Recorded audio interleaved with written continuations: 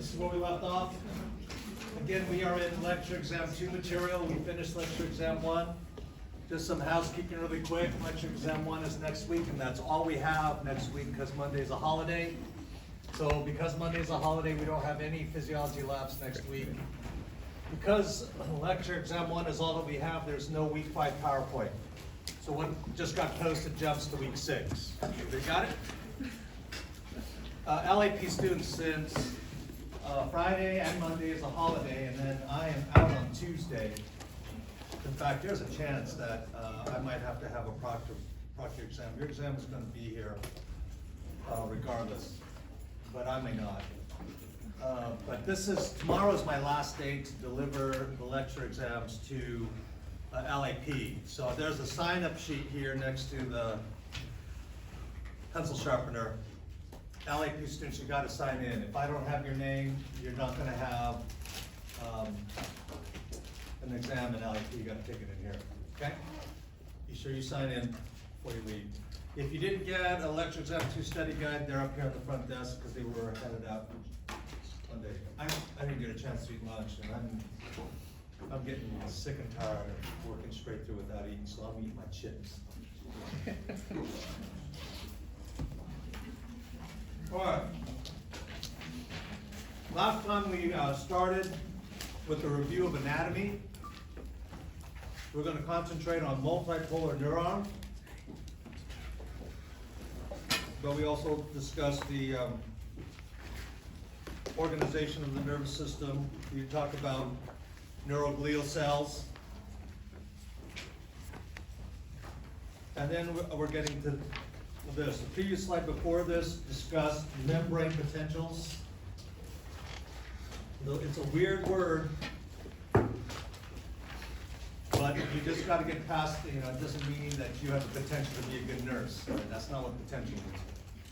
It means it is the voltage difference across that membrane. That's what membrane potential means. And we're going to be discussing here for the next few lectures various membrane potentials because there are different kinds.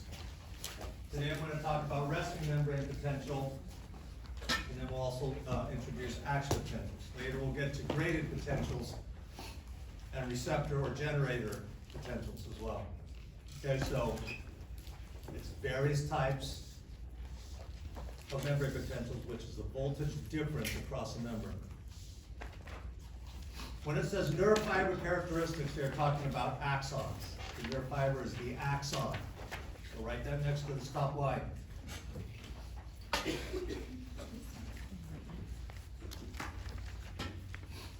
And they are characteristic responses to stimuli we call excitability or irritability.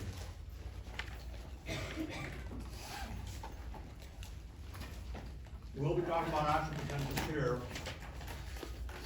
Again, we need to get past calling them nerve impulses. You can call them nerve impulses to patients because lay people only understand them as nerve impulses. You have to know that not only nerves carry them. And because muscle cells also carry them, you're going to call them action potentials. Both muscle cells and neurons carry action potentials. Okay? Now, there are 2 things. What you have to know too about action potentials, everybody listen to me. Because again, if you are a layperson, you have a misconception of what these are. Action potentials are not electrical. Action potentials are not electrical, they are chemical. They are chemical waves. But the chemicals that are involved are ions, which are charged. And because ions are involved, there is a voltage. Okay? But it is not electricity. Electricity through a copper wire goes really fast, almost the speed of light. The chemical wave going down your axons is way slower because it is not electrical, it is chemical. Are we clear? Okay. 2 axon characteristics, and this is what this is about. Axon characteristics influence the speed of the chemical wave. What is the diameter of that axon? The wider the axon, the faster the action potentials go, faster the chemical wave. If we take a nerve trunk and just slice it through a cross section, you can see these wide green ones and these very narrow, tiny little, with their only green outlines, with their white in the middle. Can you see the difference? Mm-hmm. These are fast, these are slow. Everybody got it? And it's almost linear. Look at that graph. The wider you go, the faster the action potential. Everybody see that? That's one. The other one is if it's myelinated or not.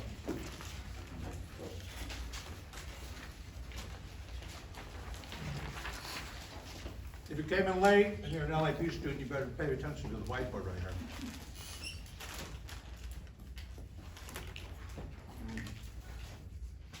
Boom, there goes lunch right there.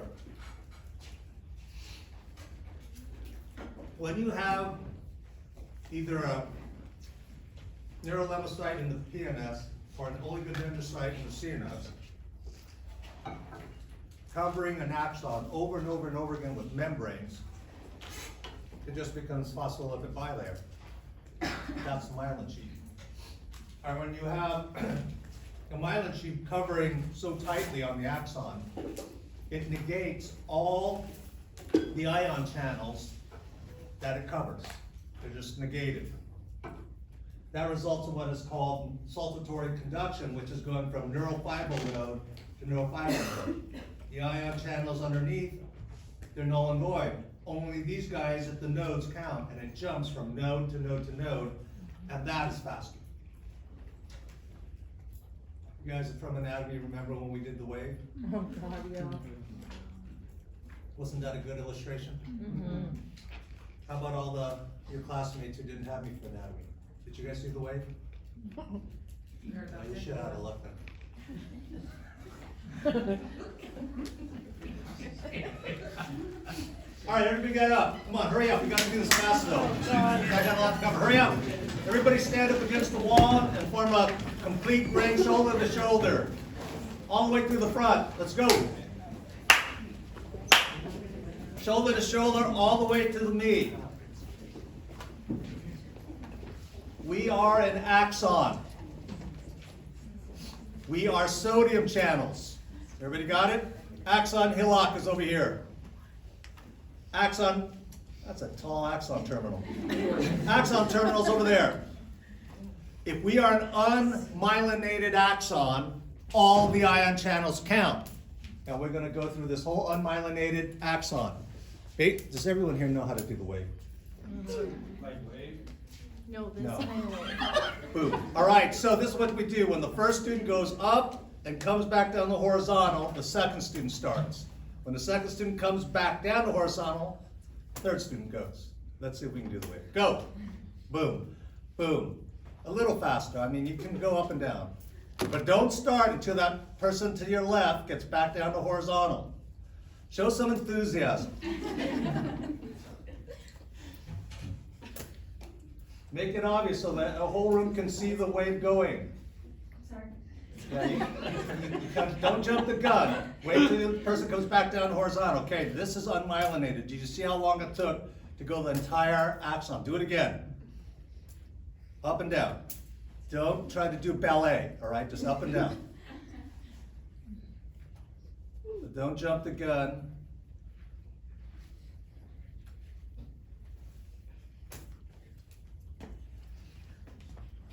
That takes a long. Do you see why this is not electrical? This is chemical. Do you see why it is so much slower than electricity? Even though there is voltage involved, do you see how much slower it goes down the line? In saltatory conduction, let's say this is a PNS axon. Neurolemmacyte covers about 1 millimeter, which would be 3 students. You 3 are now null and void. So when you go, after you come down to horizontal, you go. You 3 are null and void. After she goes to horizontal, you go. You three don't go, you go. You three don't go, you go. You three don't go, you go. Don't choke now. You three don't go, you go. Us three don't go, you go. You three don't go, you go. You scared? You three don't go, you go. You three don't go, you go. You three don't go, you go. You three don't go, you go. Are we ready? Same rules apply, but it's jumping from node to node. Are we ready? Go. Boom, boom, boom, boom, boom, boom, boom, boom, boom, boom, boom. Okay. That one kind of almost worked. This is what happens in MS, by the way. You have a problem with myelination in MS. So let's try it again. Pay attention, everybody who's involved, don't choke. Go, boom, boom, boom, boom, boom, boom, boom, boom, boom, boom, boom, boom, boom. Do you see how much faster the action potential was? That is saltatory conduction. Go ahead and sit down.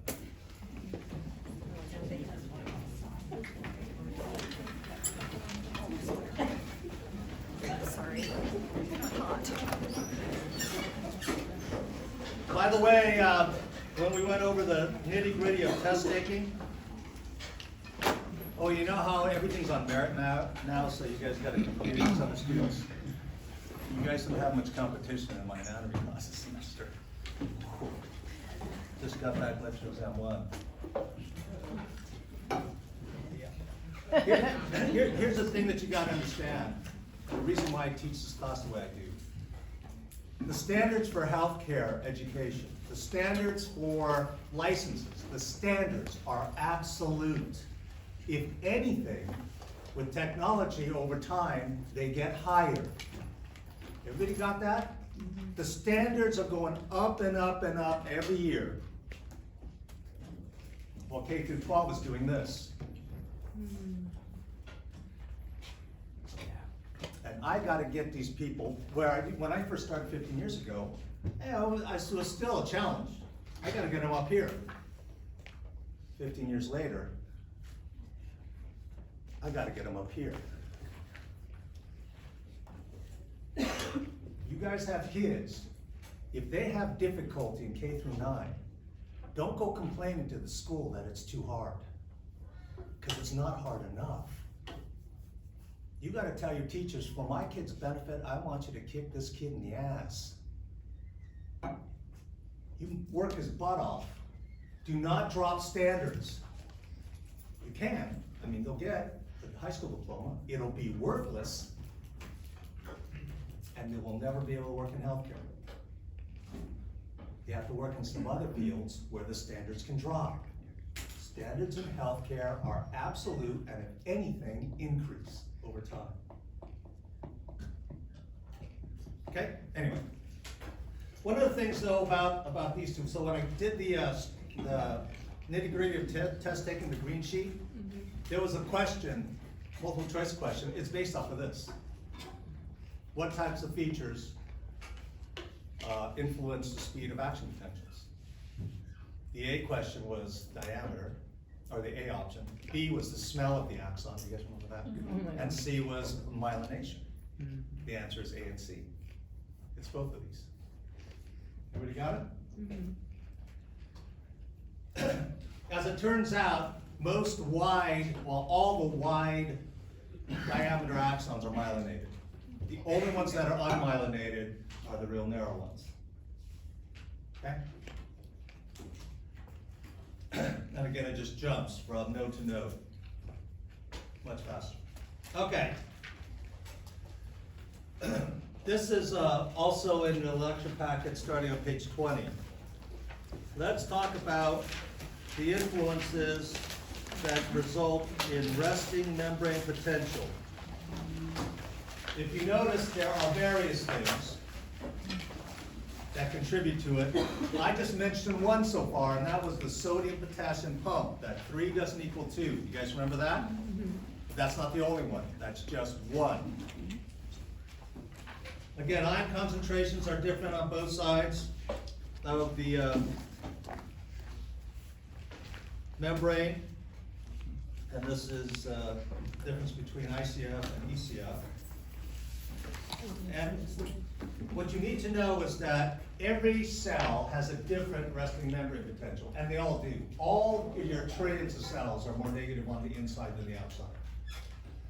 But it's really only relevant, or mostly relevant, with neurons and muscle cells, okay?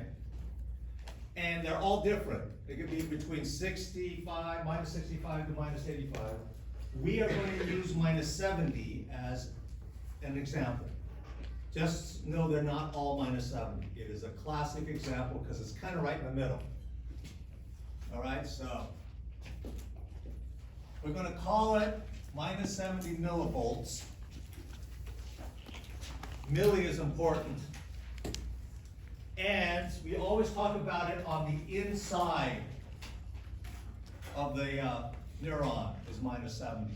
Remember, with the voltage difference, you could say it two ways. We could say it's plus 70 millivolts on the outside. That's the same thing, because that's just the voltage difference.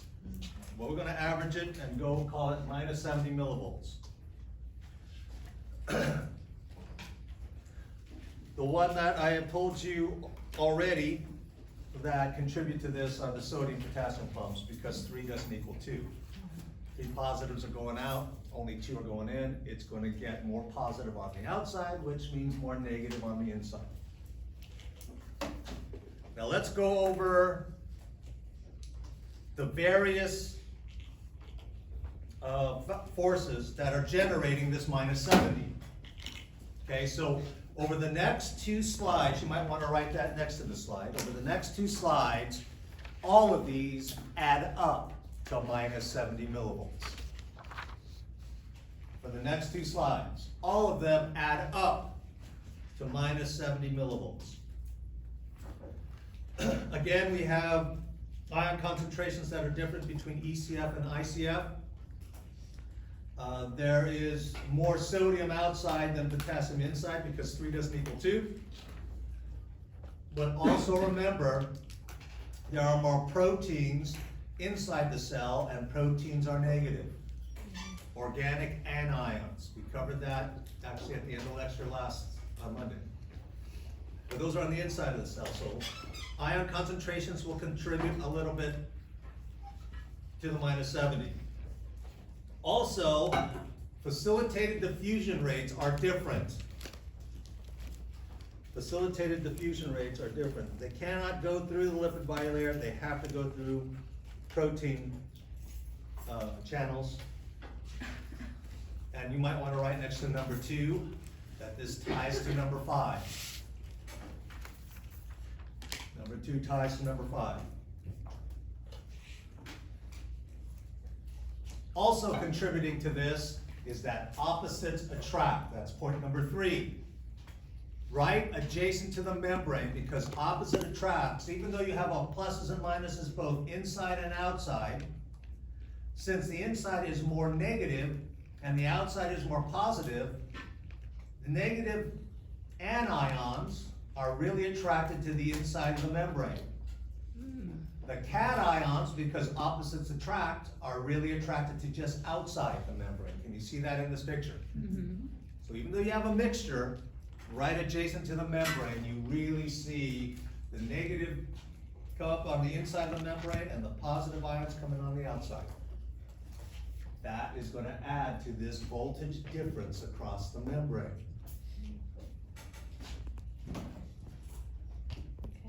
Everybody got that?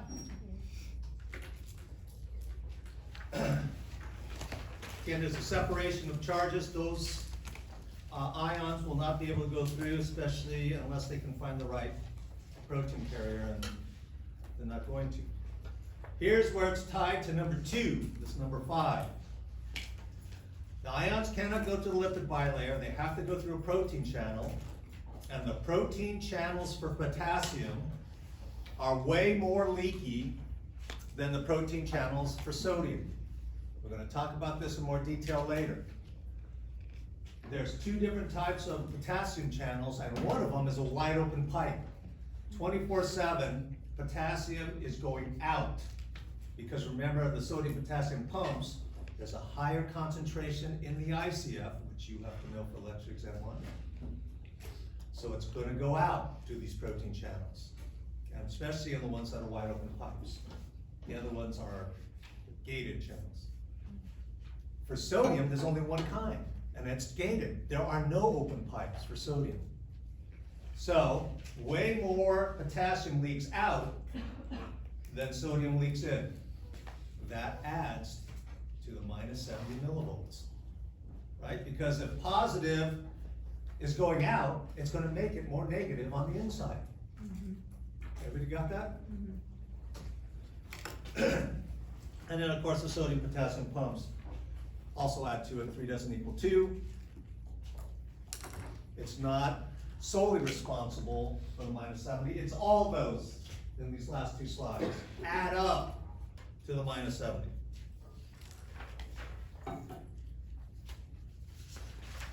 So if we put a voltmeter, one outside the membrane and one inside the membrane, every time you add one of those features, it's going up and up and up, and boom, it gets to minus 70. Okay?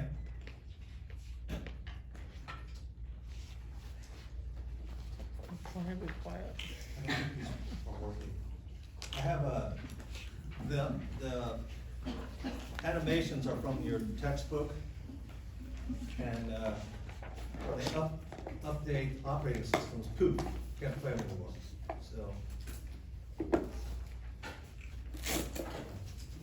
the computers are protected, but for you learning about establishment of a resting membrane potential, this if I could ever get this working, it actually shows the voltmeter and how all that you add up all those features, it's jumping up and up and up and up, and when the last one comes on, it gets to minus 7. That's all that is. Cool. Everybody get what this video would have been? Yes. All right, now let's talk about the action potentials. A couple other things first. Do you guys remember when we were talking about water? And we said that there was a north pole that was different from a south pole? What do we call water when there's a north pole separate from a south pole? Polar. So here we got a phospholipid bilayer.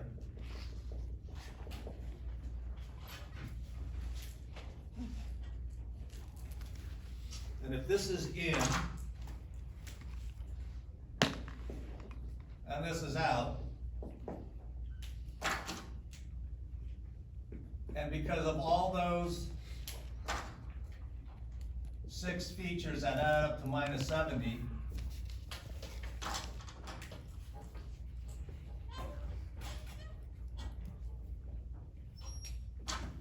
do you see a north pole that's different from a south pole?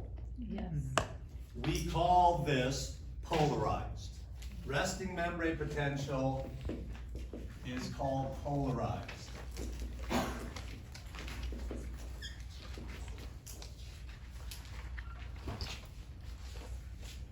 Okay? Except I did it the opposite. This is out. Shall I change it so that there's no confusion?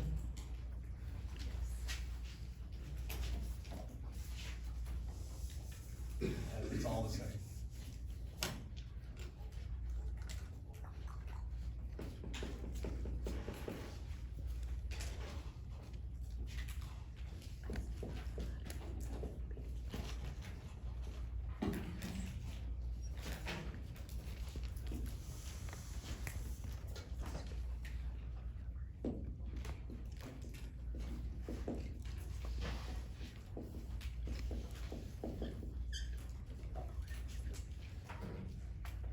All right, so we start there. This is out. This is in. So it's minus 70 millivolts on the inside. What you need to know is that to shoot an action potential, you have to hit threshold. Must hit threshold. Now this should have been mentioned in anatomy. Was it mentioned? Yes. Okay, now again, neuron thresholds are all different. You know, every neuron has a different threshold. We're gonna use an average threshold of minus 55. One thing that is the same for all neurons, the threshold is less negative than polarized. That is true, but they're all different. Everybody follow so far? So, if you get closer to threshold, by the way, on this slide, everybody look at me, because you got lecture exam 1 next week, and then we're not starting on this again till a week from Monday.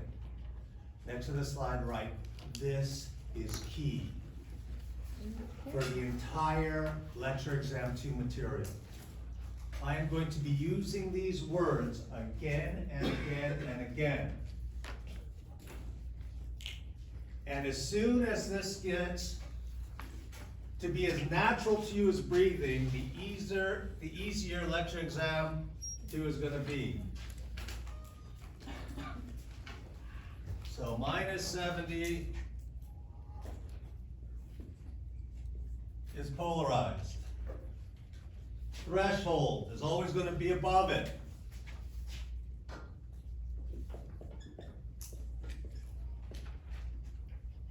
Okay? So if we're polarized, we're doing this. Boom. But if we get closer,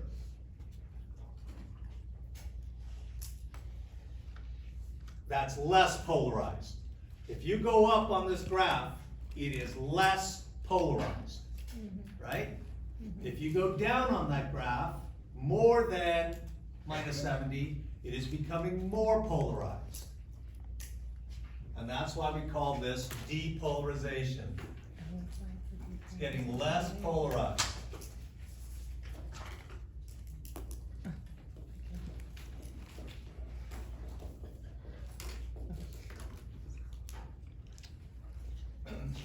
Because this is becoming closer to threshold,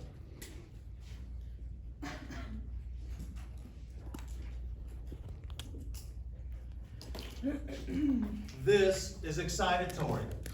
Because if it hits threshold, you're going to have an action potential.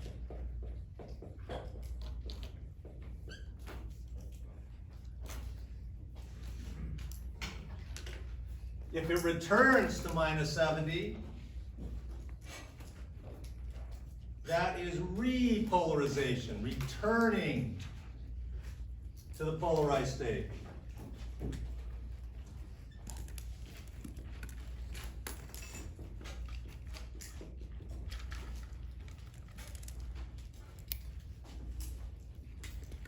But if you go further away from threshold,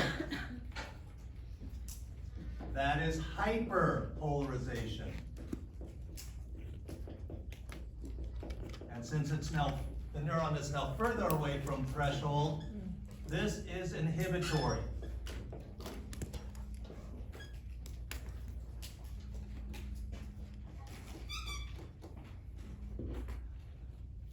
Do these terms make sense? And even from a hyperpolarized state,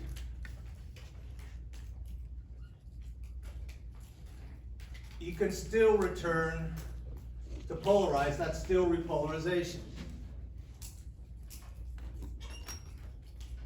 Okay? That's basically what is on the screen, isn't it? Again, if you are more negative on the inside than minus 70, it's hyperpolarization. You're further away from threshold, it's inhibitory.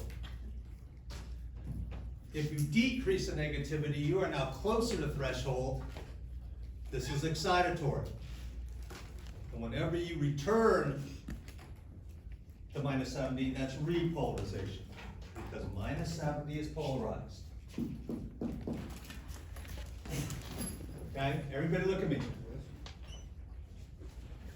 This concept by lecture exam 2 must be as natural to you as breathing. Because there's so much other things you've got to apply this to. If you're still struggling to remember this, you're not going to get the more complex concepts of Lecture Exam 2. This must become as natural as breathing. I'll leave it up on the whiteboard so you can make pictures of it later. But it's this slide. Okay. Let's talk about those ion channels that I was talking about earlier. There are two types of channels for potassium. This first diamond is the wide open pipe. And this is why more potassium leaks out than sodium leaks in. It's because of these guys. 24/7 wide open pipes. Then they have also the gated channels. We're going to see here in a second. These are the ones that are crucial for after the action potential. This puts the top end, these gated ones, to the positive feedback loop of action potentials. That's in Lecture Exam 1, is it not? Action potentials are an example of positive feedback loop, and I told you all vicious cycles must have a top end, Yep. or you're dead. You guys remember me saying that? Yeah. The top end to the sodium channel positive feedback loop are these guys. This is what causes the spike to come back down. For sodium, there's only one, and they're all gated, but each has two different gates on it. The voltage sensitive gate and an inactivation gate. There are two. But these are never wide open. Even when they're open, they're flickering. The gates are flickering. These are just wide open pipes. Next to this diamond, I would write wide open pipe. Next to this bottom bullet, I would write even when open, it's flickering.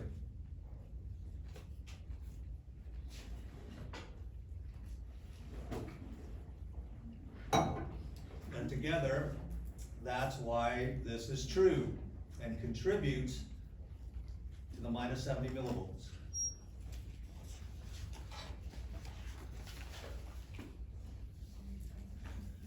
Okay, let's look at the sodium channel. You have two different gates on it.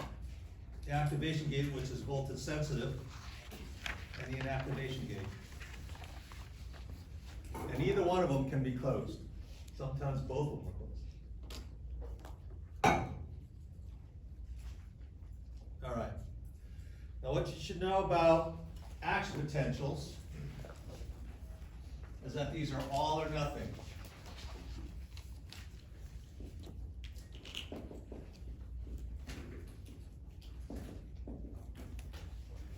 And it's all based on threshold. Hit threshold, you have all. Don't hit threshold, you have nothing.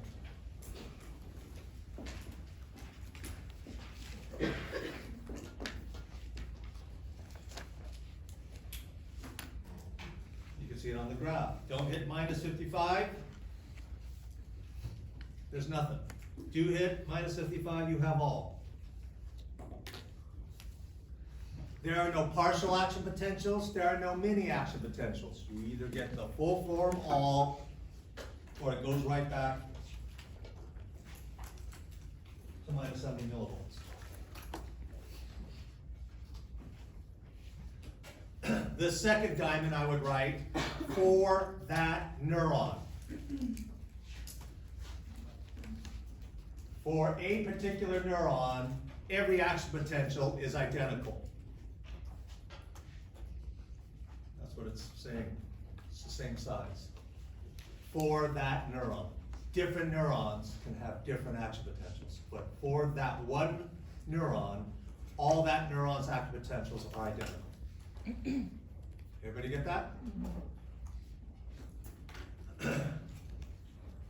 Since the spike goes up and down so rapidly, it's only about 3 milliseconds in neurons. And so it looks like a spike. A synonym for action potential is spike potentials.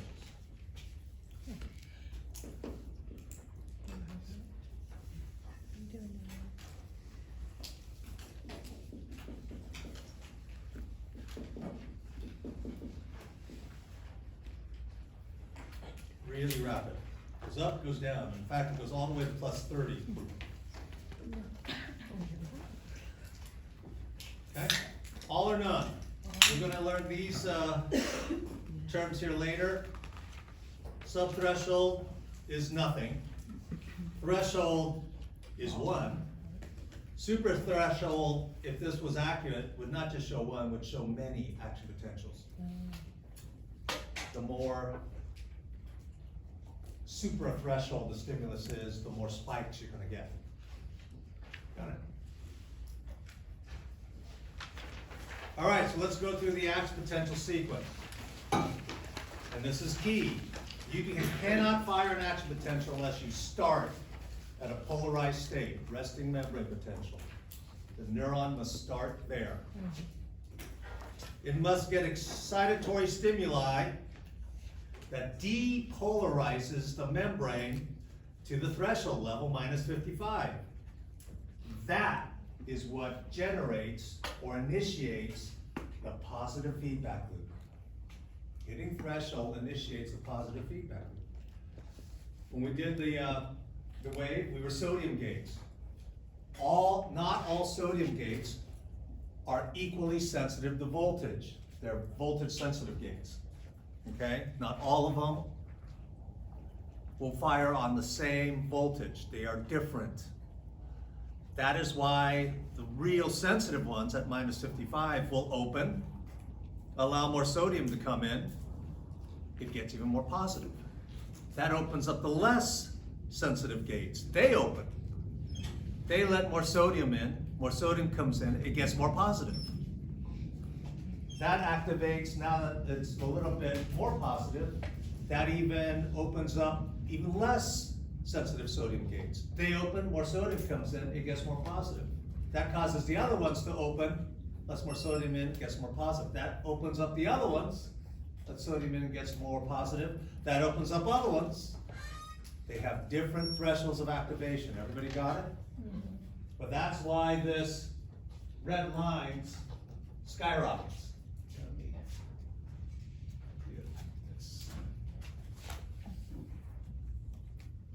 So this is the stimuli that gets at the threshold, and then boom, really quick, it just skyrockets up. These are sodium channels. And it goes all the way up to plus 30.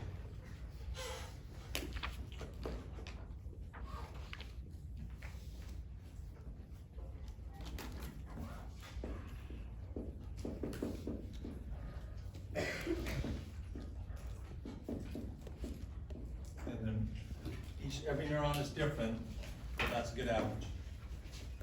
Okay, that's what it's saying there. The positive gets, the more sodium gates open. Allow more sodium come in, it gets more positive. This is cycle, positive feedback loop. This is the only part, by the way, this is the only part of the action potential that's a positive feedback loop in orange.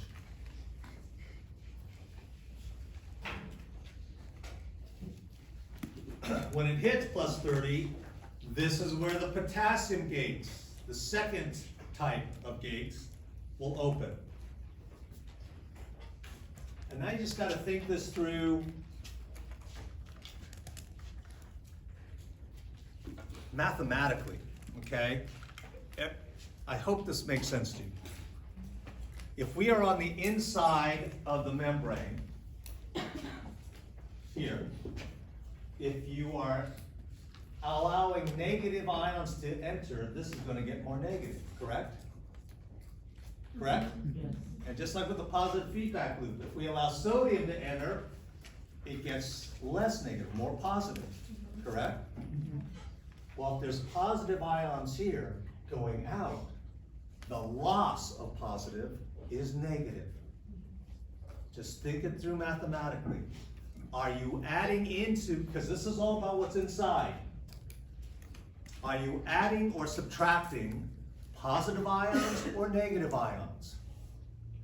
And then just use the critical thinking logic that God gave you, that other classes haven't asked you to use. Everyone should be able to figure that out. Are you adding or subtracting positive ions or negative ions? Just connect the dots. It is simpler than tying shoes. Well, if you've never tied shoes, in that case, it's not a good illustration. But when the potassium opens up, that's what causes us this. But these guys here are the fast potassium channels. That's puts the top on the spike. Sodiums are all, they just have different voltage thresholds.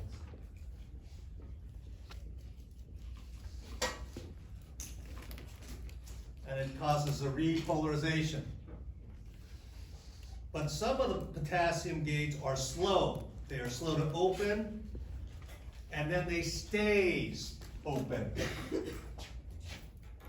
Starting about right here. And because they stay open,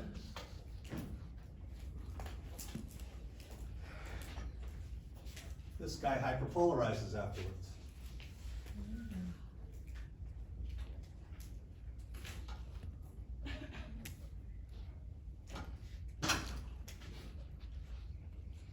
And that completes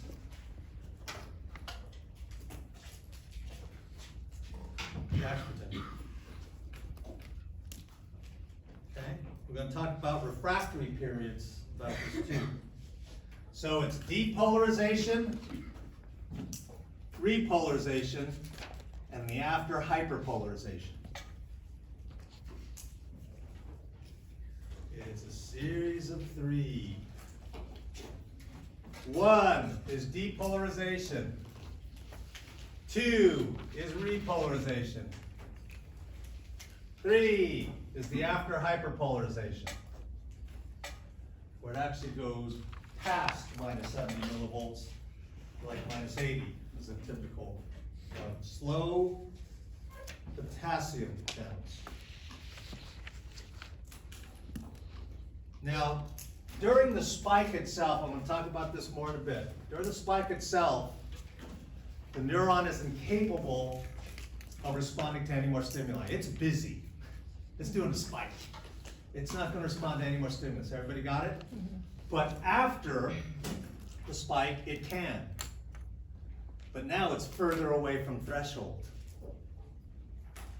Are you following me? Mm-hmm. So now right after the spike, it's going to take a stronger stimulus to get it back up to minus 55 versus when it was minus 7. Okay? During the spike itself, the sodium potassium pumps briefly for 3 milliseconds shut off. They're like, oh, there's a voltage coming through here. They just shut off for 3 milliseconds, and boom, they come back on. And that helps put the end of this going down and causes it to come back up to minus 70. Any questions on the sequence for action potentials? So is the refractory period just when it's in the inhibitory state, like that What 3? we're going to talk about in more detail here. Oh, Okay. Do you see the 1, the 2, and the 3? okay. Uh-huh. Is it nice when they're actually Color code, yeah, is consistent? yeah. Any questions on action potentials? And again, there's an animation that this computer won't play. You might want to try some websites on it. Again, you are responsible for lecture exam 2 with what I'm giving you. There's a lot more to it than that, and you'll get a lot more from websites, okay? And YouTube videos. All right, let's go to graded potentials. Oh, one of the things too that is about action potentials is they are what we were sometimes referred to as self-propagating. In other words, it does not fade over distance.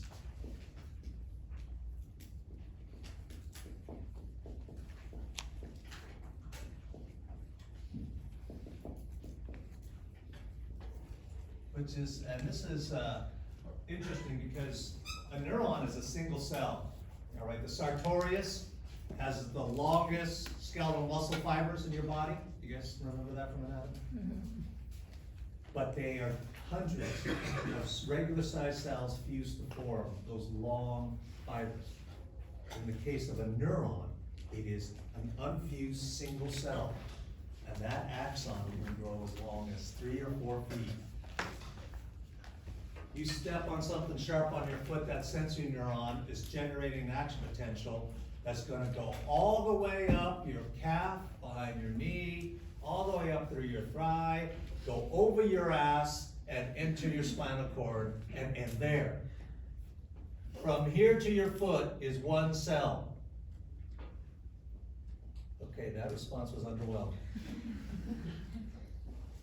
Well, over that 3+ feet of distance, that spike that I drew over there is the same size at my foot as it's passing my ass. It is the same size. That is self-propagating. Does not fade over distance. Everybody understand what that means? This is different from graded potentials. These are localized.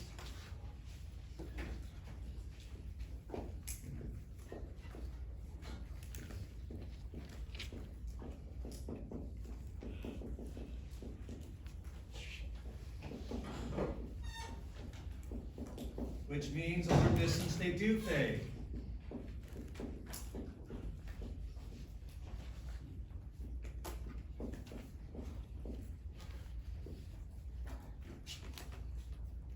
They are not equivalent to action potentials. They could lead to an action potential if they're excitatory, but they are not the same, localized. That's what these figures are trying to show. They're showing these arrows, oh, it's strong here, but over distance, the arrows are getting smaller and faded.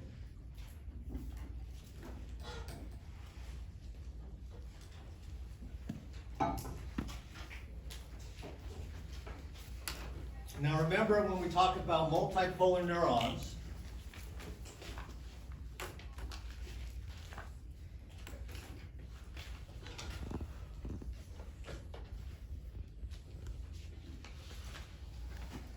this is what's going to be key that you remember.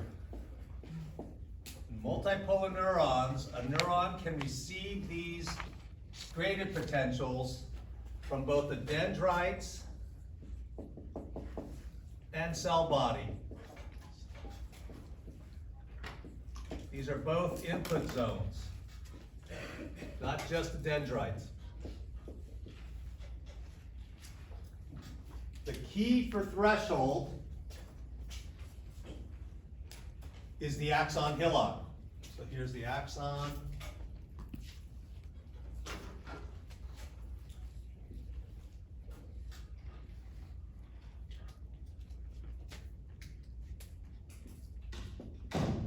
Axon terminals.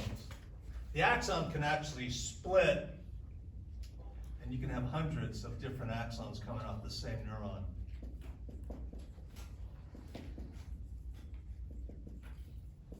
But there is only one axon coming out of the cell body, and right at the base of it is called the axon hillock. For multipolar neurons, this is where threshold is key.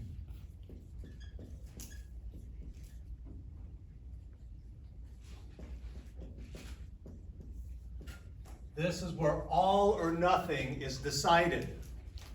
Do you hit -55 at the axon hillock or do you not? If you do, you're going to get an action potential on the axon.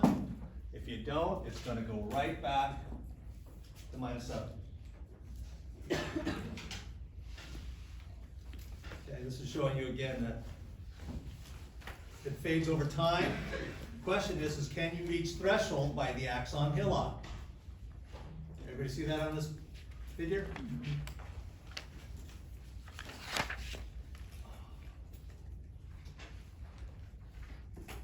There are two subtypes of graded potentials.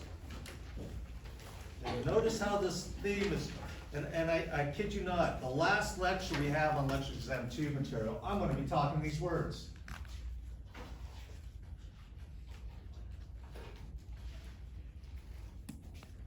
two subtypes are EPSPs, not ESPN, or IPSPs.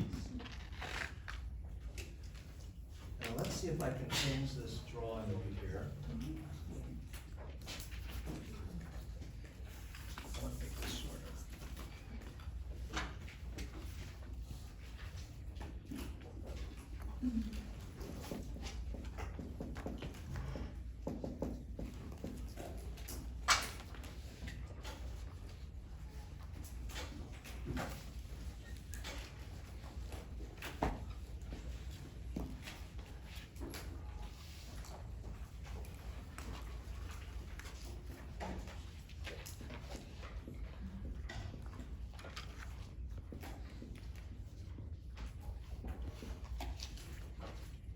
All right.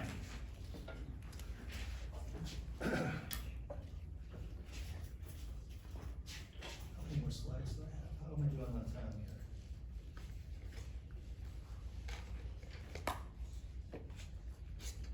Shit, I gotta get going.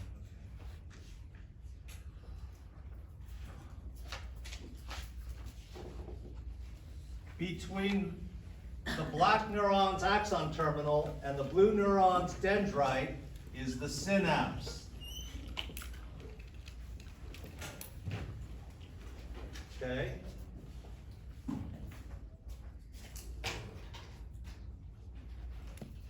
What this means, and the action potentials go in this direction, correct?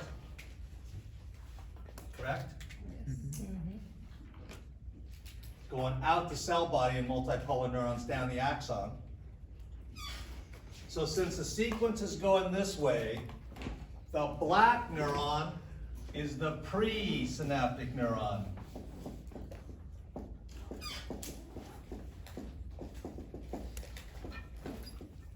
Because it's before the synapse. The blue is the postsynaptic neuron. What you need to know is these terms are specifically applied to this synapse.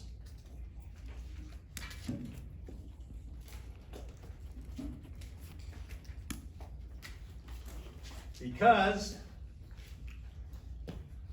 if there's another synapse here, everybody look at me.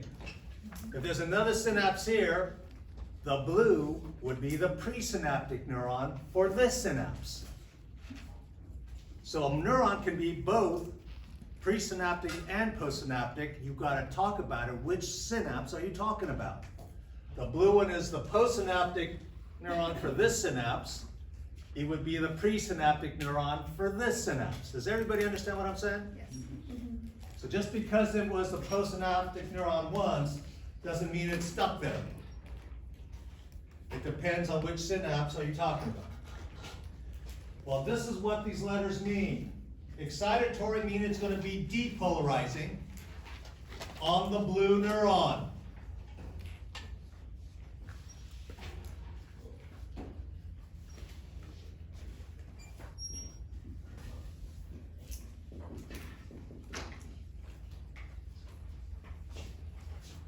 IPSP means it's going to be hyperpolarizing on the blue neuron for that synapse.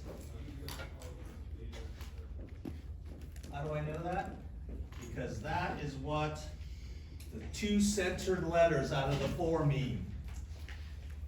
Excitatory postsynaptic potential. What does potential mean? It's on the whiteboard on the left. Voltage difference across the membrane. Excitatory postsynaptic potential, or inhibitory postsynaptic potential when we're talking about what is happening at that synapse. Does that help at all? Yes. And it's still this, isn't it?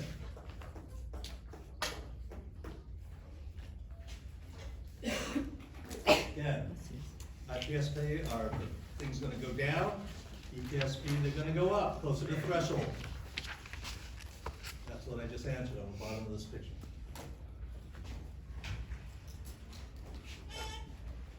All right, so we already talked about threshold. We're gonna use minus 55 as a typical threshold. Again, every neuron has a different threshold.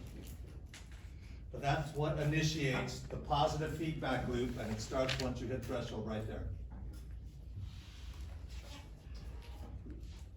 If the signal is sub-threshold, it'll be nothing. Sub-threshold signals get you this. Threshold will get you 1 action potential, and super threshold are going to give you a bunch of action potentials.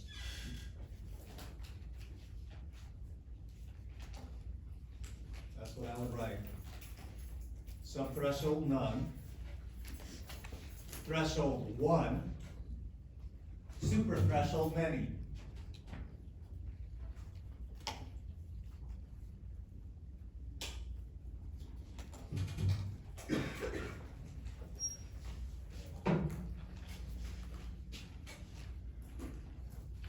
All right, now let's talk about the refractory periods. This has to do with this drawing. There are 2 types of refractory periods. During the spike itself, the neuron cannot respond to any more stimuli. Since it cannot respond to any more stimuli, this is the absolute refractory period. The axon is incapable of responding to any more stimuli. That's because the sodium inactivation gates are closing. And that's during the spike itself. Look at this picture. It's in blue.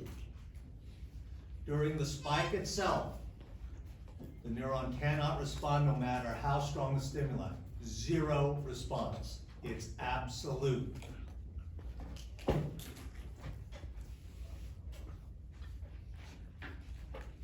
going over the refractory periods now.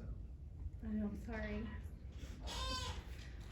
Okay, key here with this diamond, during the spike itself. Boom, right here. During this 3 millisecond period of time.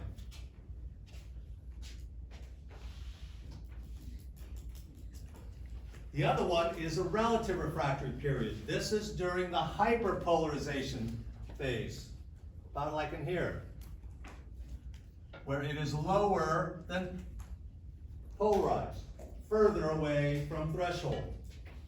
It can respond, it's just further away from threshold, so it's going to take a stronger stimulus to reach threshold. Since it can respond, it's called a relative refractory period. If it's a normal threshold stimulus, no spikes, because you're further away from threshold. To fire another spike during this time, you need a suprathreshold stimulus, because you got to make up this distance right here, and then you got to get the threshold on top of that. Everybody understand this?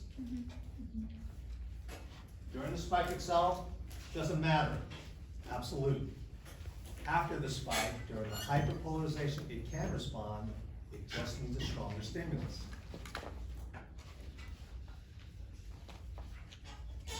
Yes, question? Okay.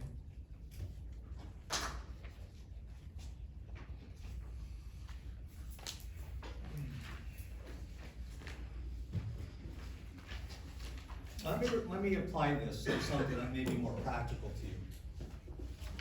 Actually, it's probably more ethereal than anything else, but oh well, I'm just gonna tell you. See if you can wrap your brains around this.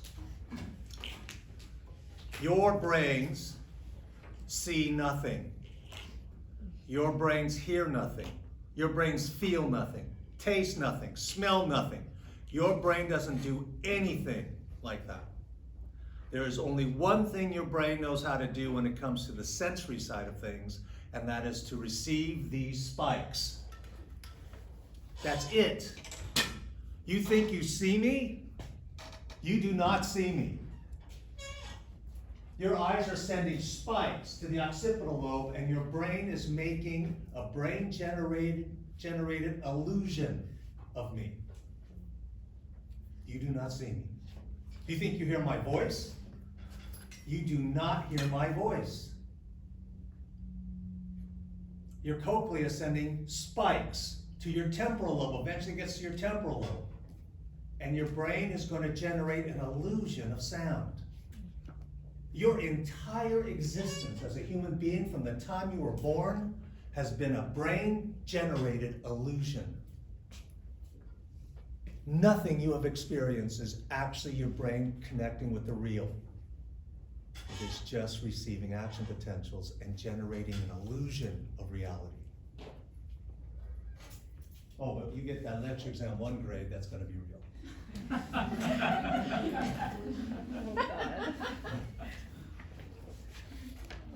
God. Are you just kind of letting that settle? Yeah, don't we? For example, the band I play on, we play really loud, and when we practice, I have to wear earplugs. And if I don't, I walk out of Damon's garage, and all I hear is out on the street. Is there actually a sound? No. The loud volume bent some of the hairs, the inner hairs cell row, right at that frequency. And when they're bent, it's going to send action potentials eventually to the temporal lobe. When my brain gets it, it can only do one thing with it: generate an illusion of there's no sound out there. You get poked in the eye, you see stars. Are there actually stars? No. The pressure, intraocular pressure, actually is causing action potentials to go down cranial nerve 2. Eventually that gets to the occipital lobe. Your brain only knows one thing to do with that, and generating an illusion of stars. Even if you're looking at the screen, it is an illusion. Your brain only gets these. So how does your brain know the difference between a strong stimulus and a weak stimulus? If all it's doing is getting spikes. It's either got to get more spikes or more spikes from more neurons. That's the only way your brain knows the stimulus is stronger. Are you wrapping your minds around this? But that's only up to a point. I'm going to apply it to this slide. That's only up to a point. And that point is this. Right about here, the line between relative refractory period, where it can still fire a spike, and absolute refractory period, where it can't. There is a maximum firing rate for neurons because of that line, the center line. So you see how there's 3 vertical blue lines? The center line is the absolute line. It cannot fire any faster than that, no matter how strong the stimulus.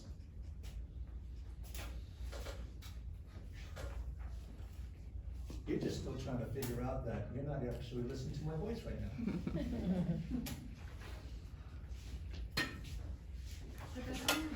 What's that? Is this like, is this the same chemistry and, action of how your heart works? Because when I look at this, I think of like the EKG stripe, is this like the exact chemistry? Well, not exact, right? EKG is, again, all your heart cells contracting and giving a total body voltage.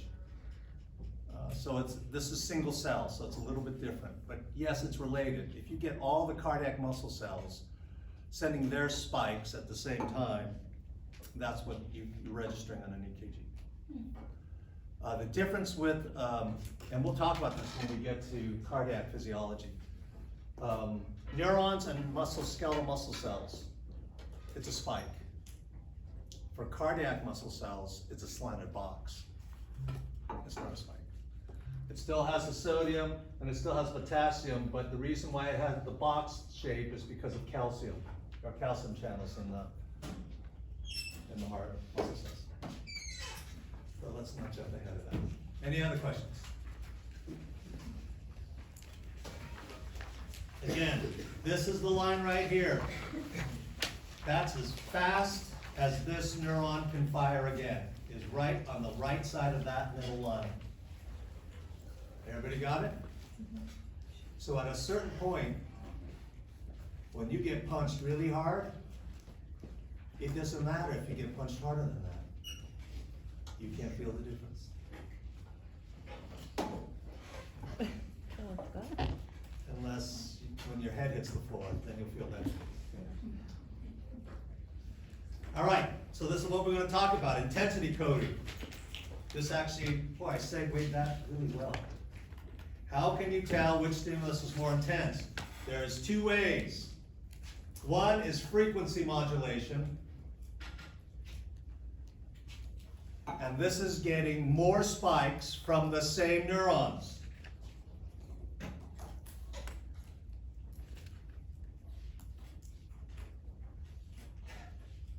All right, I just gotta put a shout out.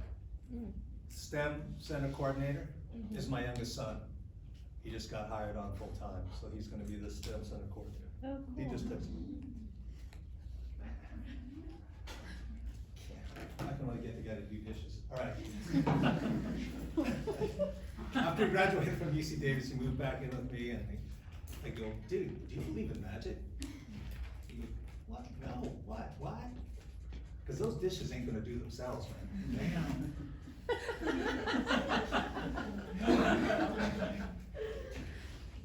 All right, so you get more action potential, your brain is gonna feel or gonna generate a stronger illusion if it gets more spikes. The key here with the first diamond, from the same number of neurons. It's getting more action potentials from the same number of neurons. That's frequency modulation. Write that next to this first diamond, from the same number of neurons.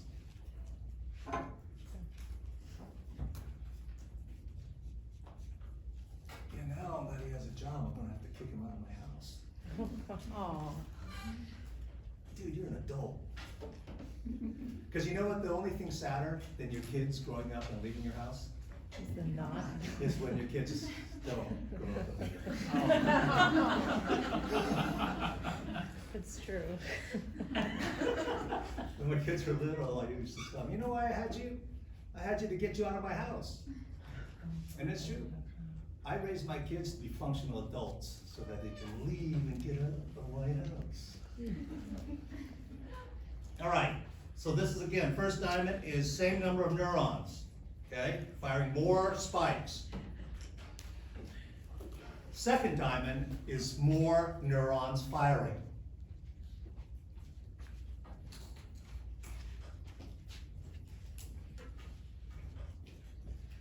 And that's why this is key here about the minus 55. But all neurons have slightly different thresholds. And when you get a really strong stimulus, even the ones with higher thresholds will get hit. There are some neurons that the threshold's up here. Well, if it's a real strong stimulus, these are gonna fire. Whereas if it's just a simple, single word threshold, they won't fire. Minus 55 isn't depolarized enough. Okay? Everybody get that? That's how your brain can tell the difference. Yes? Just real quick on the whole brain generated illusions. So does somebody being blind or deaf, is that something wrong with their action potentials firing to their brain, or? As a general rule, there are two different classifications of sensory defects. One is with the sensory receptors and the pathway to the brain, and the other is in the brain itself. And it could be either that can cause that deafness or blindness. Okay. And this is just showing you again, subthreshold, no action potential, threshold 1, super threshold, you'll get more spikes, and it depends how many spikes you get by how strong the stimulus is. Everybody see that? Up until the time you go past the relative refractory period and you start encroaching on the absolute refractory period. Once you are there, once you are encroaching on the next spikes absolute refractory period, like say for instance, this could be the maximum frequency that neuron can fire. Doesn't matter how much stronger the stimulus is after that, this is all it's gonna generate, and your brain can't tell that the stimulus is getting stronger. Unless it does recruitment and gets more neurons firing. So that's what this is. Same number of neurons firing, they're firing more spikes, but they're encroaching on the absolute refractory period. They're already through the relative one. Then after that, you gotta get more neurons firing. Once you've expended all the neurons and they're all firing as fast as they can, it just don't matter. Your brain can't tell the difference. Everybody got it? Mm-hmm. Should I get it going? This is showing you more neurons firing. This would be recruitment. All right. Go ahead and fill in the blanks. And then let's look at this blue one here when I explain the slide.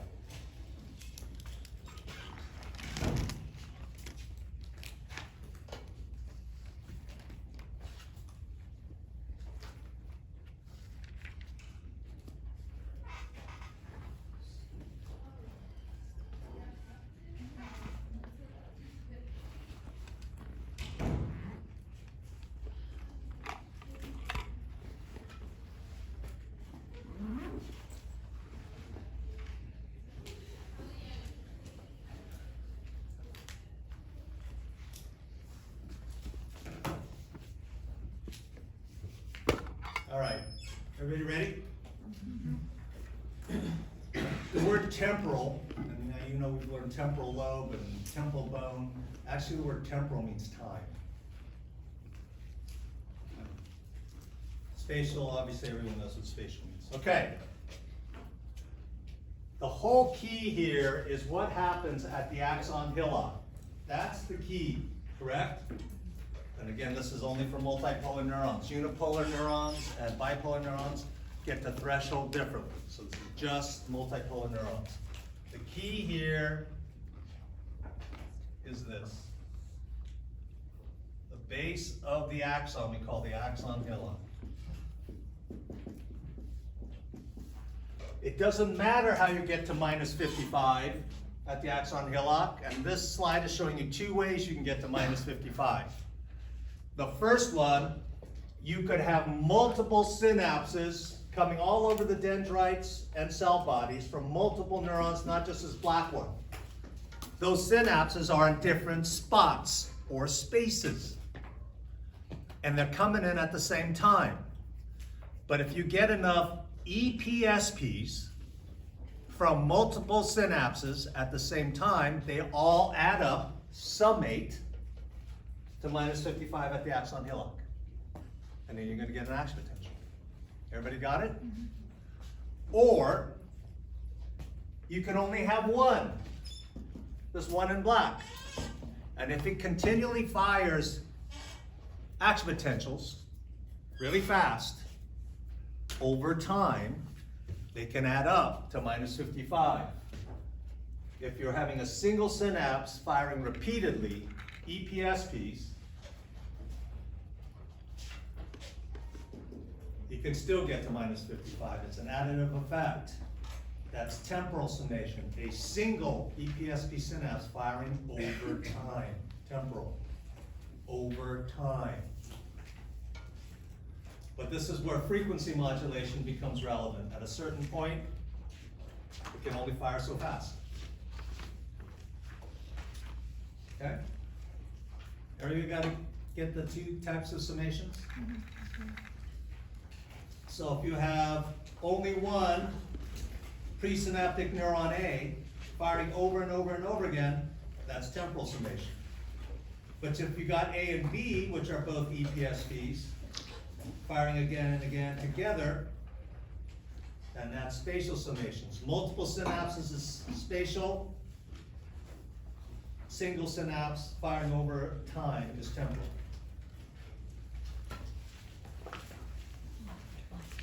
Okay.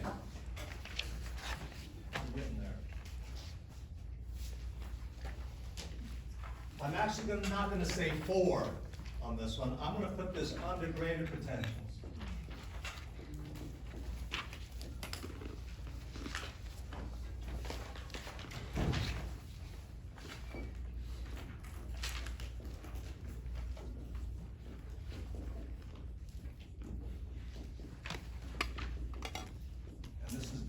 receptors.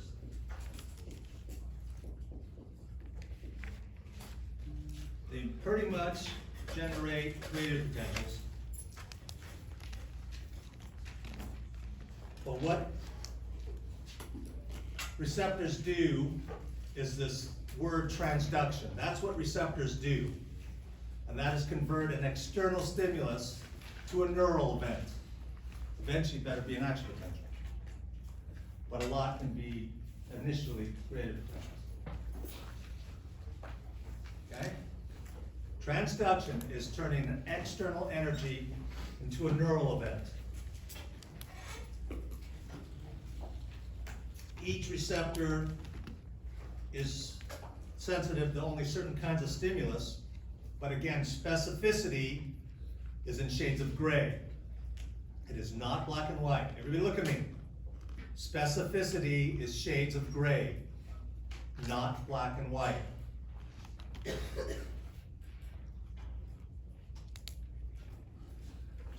The specific receptor ending can either be a specialized structure of the neuron or separate cells.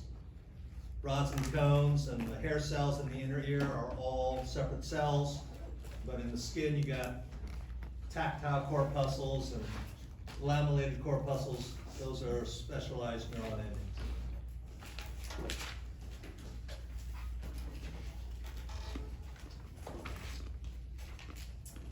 And this is, again, talking about receptors.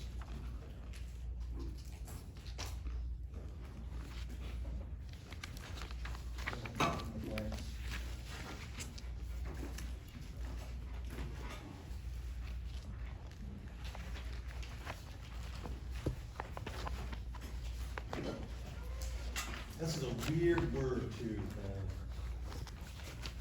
So since specificity is shades of gray, the preferred stimulus is just called the adequate stimulus. Yeah, better not use that on Friday with your boyfriend or girlfriend. And you're adequate. You prefer them. No, you're just adequate. That's kind of like, this is just a bizarre word. So what the example on the slide is rods and cones. The adequate stimulus is light, but they will respond to intraocular pressure. So if you get poked in the eye, it still can respond to it. You will get an action potential going down cranial nerve 2. When that gets to the occipital lobe, you will see stars, even though there are no stars there. Everybody got it?